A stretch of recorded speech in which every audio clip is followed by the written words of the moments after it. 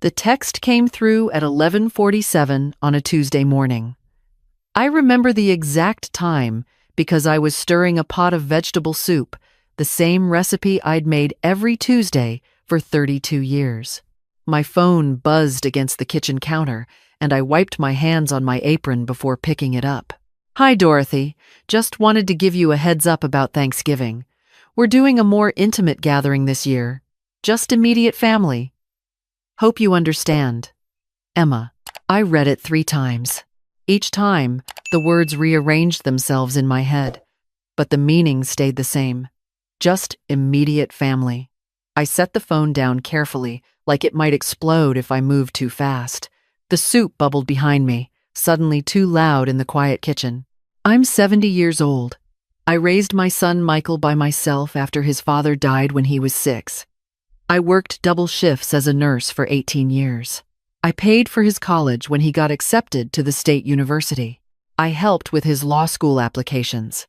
I co-signed his first apartment lease when no landlord would take a chance on a 22-year-old with student debt.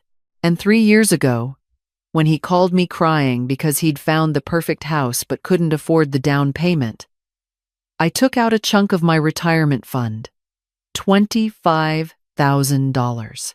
I told him it was a gift, not a loan. I told him I was proud of him. That house is where they were planning to host Thanksgiving dinner. The house I helped buy. I turned off the stove. The soup could wait. Everything could wait. I didn't respond to Emma's text right away. Instead, I sat down at my kitchen table, the same table where Michael had done his homework for 12 years, where we'd eaten macaroni and cheese dinners when money was tight, where I'd taught him to play chess. I looked at my phone again. Just immediate family. Michael was my immediate family. I'd given birth to him. I'd raised him. I'd been there for every scraped knee, every bad dream, every heartbreak. But somehow, in Emma's calculation, I didn't count. I want to be clear about something. I don't hate Emma. When Michael first brought her home 4 years ago, I liked her. She was confident, well-educated, had a good job in marketing. She seemed to make him happy. And that was all I wanted. When they got engaged, I was thrilled. At the engagement party, I even gave a toast about how lucky we were to welcome her into our family. Our family. I used those words. The wedding was beautiful. I paid for most of it. Emma's parents had divorced years ago, and neither of them was in a position to contribute much. Emma's mother, Patricia, had remarried, and her new husband didn't believe in funding adult children's choices, as he put it. Emma's father sent a check for $500 with a card that said, "Best wishes." That was it. So when Emma showed me the venue she'd fallen in love with, a historic mansion with gardens overlooking the river, I didn't hesitate. The rental fee alone was $8,000. The catering was another $12,000. The flowers, the photographer, the string quartet for the ceremony, it all added up. My final contribution was $42,000. I liquidated a CD I'd been saving. Told myself it was worth it to see my son marry the woman he loved. I didn't ask for acknowledgement. I didn't need my name in the program or a special mention in the speeches. But I thought, somewhere in the back of my mind, that it meant something, that it counted for something. The wedding was 2.5 years ago. Since then, things had been fine. Not warm exactly, but fine. I saw them every few weeks, usually at their house for Sunday dinner. Emma was polite. We made small talk about her job, about Michael's cases at the law firm, about their plans to renovate the bathroom. Sometimes Michael would walk me to my car afterward and give me a real hug, the kind where I could feel how tired he was, how much pressure he was under. Those moments reminded me why I'd done everything I'd done.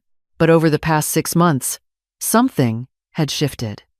The Sunday dinners became every other week, then once a month. Emma started responding to my texts with one-word answers or not at all. When I called, Michael would say they were busy, They'd call me back, but they rarely did. I told myself they were young, they were building their careers, they needed space. I told myself not to be one of those mothers who demanded constant attention. But this text, this was different. I finally responded at 2:14 that afternoon. I understand. Have a lovely Thanksgiving. Michael called me 30 minutes later. Mom, hey, did you see Emma's text? I did. There was a pause. She didn't mean anything by it. It's just, we're trying to keep it small this year. With her mom and Richard coming, and her dad might show up, it's just getting complicated. I let the silence sit between us for a moment. Her parents are coming. Yeah, her mom insisted. And her dad said he might drive down from Pittsburgh. So it's already more people than we planned. Michael, honey, when you say immediate family, what does that mean to you? Another pause. Longer this time. Mom, come on. Don't make this into something it's not. I'm not making it into anything. I'm asking a question. It's just for this year. Next year we'll do something bigger, I promise. Maybe we can even do Christmas at your place, like we used to. Like we used to. When he was a child. When it was just the two of us and a small artificial tree in my apartment. I felt something crack inside my chest. Sure, sweetheart. That sounds nice. We talked for a few more minutes about nothing important. He told me about a difficult client. I told him about my book club. We both pretended everything was normal. When I hung up, I sat in the silence of my kitchen and realized I'd been holding my breath. The next 3 weeks passed slowly. I went to my book club meeting, my water aerobics class at the community center, my volunteer shift at the library. Everyone asked what I was doing for Thanksgiving. I said I was keeping it low-key this year, maybe cooking a small meal for myself. The lie tasted bitter every time I said it. November 23rd arrived. The day before Thanksgiving, I was folding laundry in my bedroom when I opened Facebook, something I rarely did. But I was lonely and restless, looking for distraction. My feed loaded, and the first thing I saw was a photo Emma had posted 3 hours earlier. It was a picture of her dining room table, already set for Thanksgiving dinner. The caption read, "Getting ready for our first big family holiday in the new house. Can't wait to host everyone tomorrow. Feeling so blessed." I counted the place settings. 12.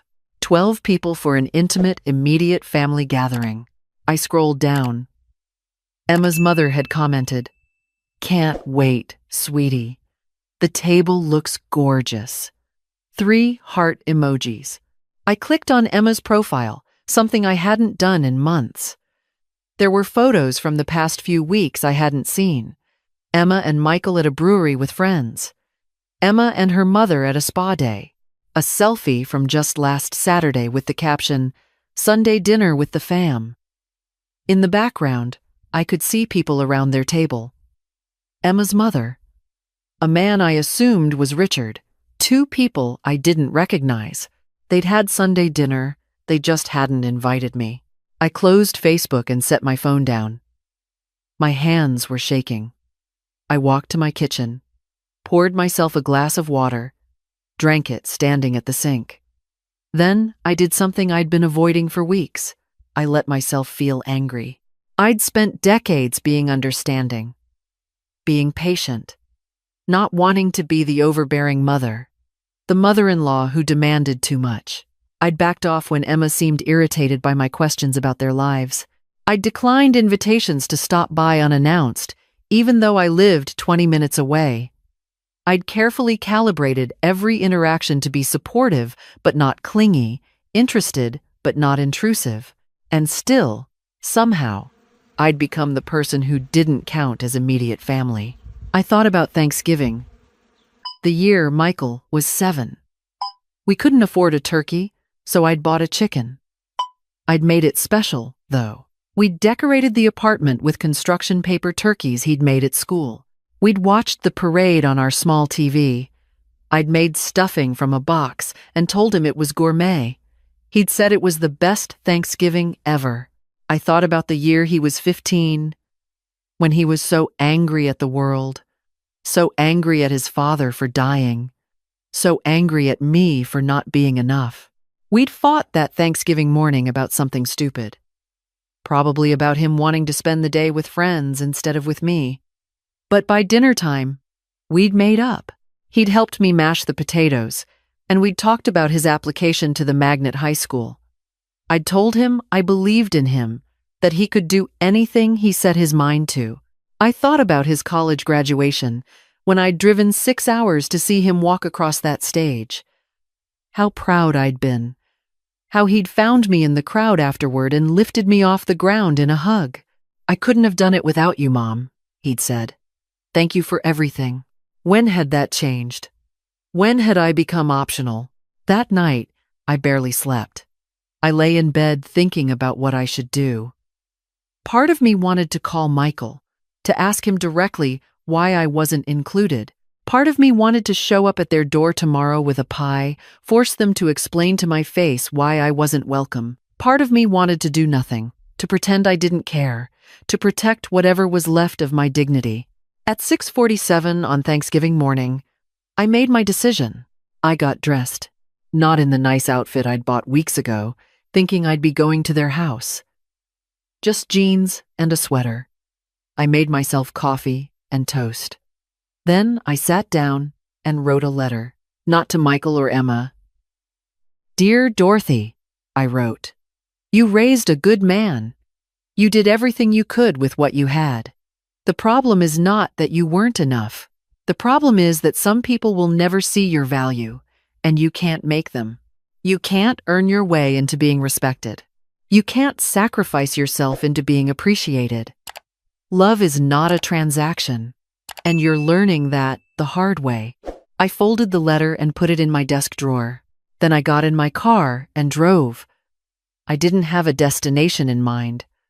I just needed to move, to go somewhere that wasn't my empty house. I found myself driving toward the community center where I took my water aerobics class. The parking lot was nearly empty, but I saw a few cars near the side entrance. I remembered Gladys, the woman who ran the front desk, had mentioned something about a Thanksgiving dinner for seniors who didn't have family nearby. I'd thought, when she told me about it, how sad that was, how lonely. I'd felt grateful that I had my son, that I wouldn't be spending holidays alone. Now I walked toward that side entrance. The common room had been decorated with paper turkeys and autumn garlands. About 30 people sat at long tables, eating from paper plates. The food was simple: turkey, mashed potatoes, green beans, rolls. A volunteer walked around pouring coffee.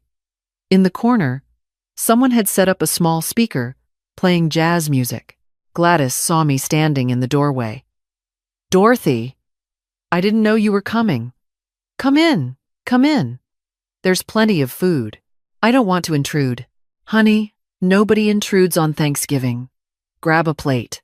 I sat down next to a woman named Carol who told me she was 73 and her daughter lived in California. "She invited me out there," Carol said. "But the flight's so expensive and I hate flying anyway. Plus, I don't want to be a burden." The word hung in the air. "Burden." A man across the table, George, said his son was deployed overseas. We ate and talked. Carol told funny stories about her job as a hairdresser back in the 70s.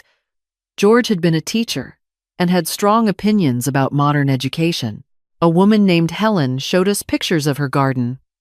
Nobody asked why we were there instead of with family. Nobody made us explain our circumstances. We were just there, together, making the best of it. Around 3 o'clock, my phone buzzed. A text from Michael. "Happy Thanksgiving, Mom. Hope you're having a good day. Love you." I stared at it for a long time. The casual tone, the assumption that I was fine, that I was having a good day somewhere, doing something, with someone, the complete lack of awareness. I typed back, "Happy Thanksgiving. Having a nice, quiet day." I almost left it at that.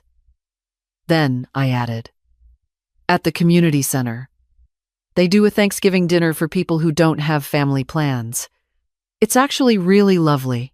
I watched the 3 dots appear, disappear, appear again. His response took 4 minutes. Oh, I didn't realize. You should have said something. I didn't respond. The next message came 2 minutes later. Mom? Are you mad? I put my phone in my purse. Carol touched my arm. Everything okay? Yeah, I said. Everything's fine. The weeks after Thanksgiving were strange. Michael called twice, both times when I didn't answer. He left voicemails saying we should talk, that he felt bad about the holiday, that things had gotten complicated. I texted back short responses. I'm fine. Don't worry about it. I wasn't ready to have the conversation he wanted, the one where I reassured him that it was okay, that I understood, that I wasn't hurt, because I was hurt. And for the first time in a long time, I thought maybe it was okay to admit that. I started going to the community center more often. Not just for water aerobics, but for other things. A painting class on Wednesday evenings, a movie night on Fridays, a volunteer opportunity helping with their holiday food drive. I met more people. I heard more stories. Everyone there had something in common. We were all learning how to build lives that didn't center on waiting for calls from our children. One afternoon in early December, I was helping sort donations for the food drive when Helen sat down next to me. Can I tell you something? She said. When I first started coming here, I felt like such a failure. Like, why couldn't I make my own family work? Why wasn't I enough to make my kids want to spend time with me? I stopped sorting cans. What changed? I realized I was asking the wrong question. It's not about being enough. Some people will only value you when you're useful to them, when you're watching their kids or giving them money or making their lives easier. Once you stop being useful, you stop being a priority. And you can't fix that. It's not about you. So what do? She smiled. You find people who value you because of who you are, not what you give them. And you stop waiting for permission to enjoy your own life. That night, I thought about her words. I thought about all the years I'd spent being careful, being accommodating, trying not to ask for too much. I'd thought that if I just loved Michael enough, supported him enough, sacrificed enough, it would all mean something, that he would see my value. But maybe that wasn't how it worked. Maybe some lessons have to be learned the hard way. On December 15th, Michael finally showed up at my door unannounced. It was a Saturday afternoon. I'd just gotten back from the community center where I'd been helping paint sets for their Christmas play. Mom, we need to talk. I let him in. We sat in my living room, the same room where I'd taught him to read, where we'd watched movies on sick days, where he'd told me he'd gotten into law school. Emma feels terrible about Thanksgiving, he started. I waited. She didn't mean to exclude you. Things just got out of hand with the planning, and she didn't want you to feel obligated to come when you probably had other plans. Michael, I didn't have other plans. You know that. He looked uncomfortable. Well, she thought maybe you'd want to spend it with your friends or something. What friends? My friends from the book club I see once a month? My water aerobics class? Mom. No, you come on. Let's be honest about what happened. Emma didn't want me there. For whatever reason, I don't fit into the picture of the family she wants to present. And you let her make that decision without talking to me. That's not fair. It was one holiday. It wasn't about one holiday. It's about what it means. I paid for your wedding, Michael. I helped with the down payment on your house. I've never asked you for anything back. Never made you feel guilty about it. But I thought it meant I was part of your life. Part of your family. You are part of my family. Then why was Emma's father, who sent you a $500 check and barely talks to her, welcome at Thanksgiving? But I wasn't. He didn't have an answer for that. I continued. Calmer now. I've spent 35 years of my life making sure you had what you needed. I don't regret any of it, but I'm realizing something. Love shouldn't require you to disappear, to be small, to never ask for anything. I taught you that sacrifice was what mothers do, and maybe that was wrong. Maybe I should have taught you that mothers are people too, that we have feelings and needs and limits. I never wanted you to sacrifice for me. I know you didn't, but I did anyway. And somewhere along the way, I think you started seeing that as just what I do, not as something that cost me anything. My sacrifices became invisible. And when I stopped being useful, I became optional. Michael's eyes were wet. I'm sorry, Mom. I really am. I should have said something. I should have insisted you be there. Yes, you should have. We sat in silence for a minute. What can I do to fix this? He asked. I thought about it. I don't know if you can fix it. I think maybe we just have to be honest about what this is now. I'll always love you. You're my son, but I can't keep arranging my life around waiting for you to remember I exist. I have to build something else. What do you mean? I mean, I'm joining the board at the community center. They asked me last week. I'm going to be helping plan events and coordinate volunteers. I'm taking a watercolor class in January. I'm thinking about traveling, maybe joining one of those group tours for seniors. I've never been to Europe. That sounds great, Mom. Really? It does, doesn't it? I smiled, and it felt genuine. I've spent so long being your mother that I forgot to be Dorothy. I forgot I could have a life that doesn't revolve around you.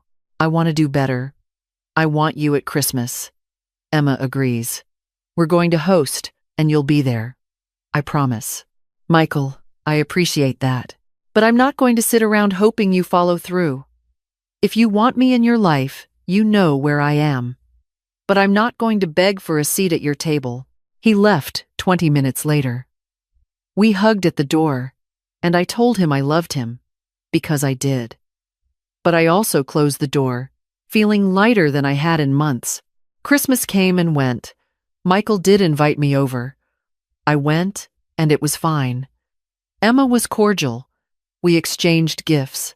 I stayed for a few hours, then left to attend the community center's Christmas party, where Carol had saved me a seat and Helen had made me laugh until I cried with stories about her disastrous attempts at online dating. On New Year's Eve, I did something I'd never done before. I went to a party where I didn't know most of the people. The community center was hosting a small gathering, and George had convinced me to come. He'd said, "Sit home and watch the ball drop alone?" He was right. So, I went. At 11:45, standing in a room full of people who'd become my friends, I realized something. For years, I'd believed that my worth was tied to how much I was needed. That love meant making myself smaller so others could be bigger. That being a good mother meant never asking my son to consider my feelings. But that night, surrounded by people who chose to be there with me, who valued my company, who laughed at my jokes and asked about my day, I understood the truth. I didn't need permission to matter. I didn't need to earn my place at anyone's table. I could build my own table. I could fill my own life. The countdown started. 10, 9, 8. I thought about the text Emma had sent in November. Just immediate family. 7, 6, 5. I thought about all the years I'd waited for Michael to call, to visit, to remember. 4, 3, 2. And I thought about Helen's words. You stop waiting for permission to enjoy your own life. 1. Happy New Year, everyone shouted. I raised my glass of champagne, cheap and bubbly and perfect. Carol hugged me on one side, George on the other. Someone started singing Auld Lang Syne off-key, and we all joined in, laughing. And for the first time in a long time, I felt exactly where I was supposed to be. Not at my son's house, hoping to be included. Not waiting by the phone for an invitation. But here, in a room full of people who saw me, who chose me. who understood that family isn't always about blood. Sometimes it's about who shows up, who stays, who makes you feel like you matter. I finally understood what I'd been trying to teach myself all these months. The love I'd given my son was real. The sacrifices were real, but I couldn't force him to value them the way I'd hoped he would. I could only decide what I would accept going forward. I was 70 years old, and I was just beginning to learn how to take up space, how to stop apologizing for existing, how to build a life I didn't need to escape from. Michael called me on January 2nd to wish me a happy new year. We talked for 10 minutes. It was pleasant. When we hung up, I didn't feel the usual ache of wishing we'd talked longer. I felt content, because I had other people to call, other plans to make, other places where I was wanted. I'd spent so many years giving him everything I had, thinking that's what love required.